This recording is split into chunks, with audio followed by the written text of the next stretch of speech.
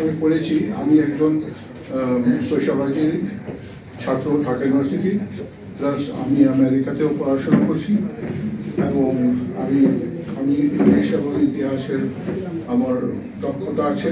আমার এটা নিয়ে আমি বিশ্ববিদ্যালয়তে পড়েছি ঢাকা ইউনিভার্সিটিতে।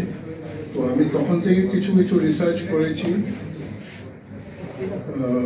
প্রথম আমি স্টার্ট করলাম আমাদের যে মেইন ফ্যামিলির যারা খাজা হাসান উনি আমাকে একটা উৎসাহ দিয়েছেন এর ব্যাপারে। তখন আমি ছাত্র ছিলাম, আস্তে আস্তে গিয়ে তারপর আমি যখন মোহাম্মদ আলী জিন্নাহর সম্পর্কে জানলাম, এবং আমি তখন ক্লাস 5-এর স্টুডেন্ট ছিলাম।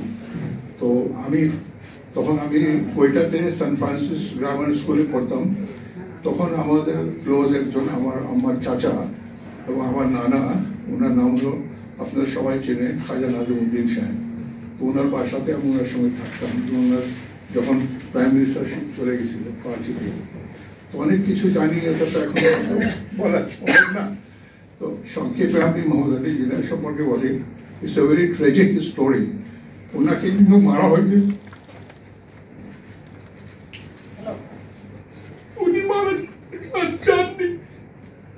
ওটা একটা কনস্পিরেসি ছিল পাকিস্তান মিলিটারিদের ওনার বিরুদ্ধে। একটাই কারণ ছিল, সেটা হলো পাঞ্জাবের রাজকে একটা সিটেট করতেছে আপনি, ল্যান্ডলর্ড অফ পাঞ্জাব। ওরা যখন দেখলো যে খাজা নাজিমুদ্দিন সাহেব ওই ঢাকাতে একটা বিল ইন্ট্রোডিউস করছিলেন, ওই ল্যান্ড রিফর্ম বিল, যেটা পরে ফজল হক মিনিস্ট্রির টাইমে এটা পাস হয়েছিল। তো এর জন্য ওনাকে বলা হতো যে উনি যে কৃষকের যেটা ল্যান্ড রিফর্ম, এটা নিয়ে ওনার অনেক, তারা পাঞ্জাবে বলছে যে আয়া খাজা নাজিমুদ্দিন সাহেব তো বাংলাদেশে সবাই এটা জমিদারি নিয়ে নিয়েছে, কিন্তু আমাদের এখানেও এটা করতে হবে, একে জলদি করে হাঁটাও। তো ওই মিলের কথা এটা। তখন এই জিনিসটা ওখান থেকে ওনার বিরুদ্ধে ষড়যন্ত্র হয়েছে। Although he had a majority, Maulvi Tajuddin খান পরে কেস করেছিলেন এটা ব্যাপারে। তখন ওরা বেরোয়, কিন্তু ওরা একটা আইয়ুব খান ছিলেন মধ্যে, এবং অন্য তারাও ছিল কনভিন্সা ওনার বিরুদ্ধে। Ghulam Mohammad Qadiani, he was main architect of that one. তো এটা আরেকটা ঘটনার সঙ্গে আমি বলেছি রিলেটেড টু খাজা মোহাম্মদ আলী জিন্নাহ। যখন পাকিস্তান নতুন হয় 1947-এ, যখন উনি মারা যান, তার 3-4 মাস আগে Mohammad Ali Jinnah gave an assignment to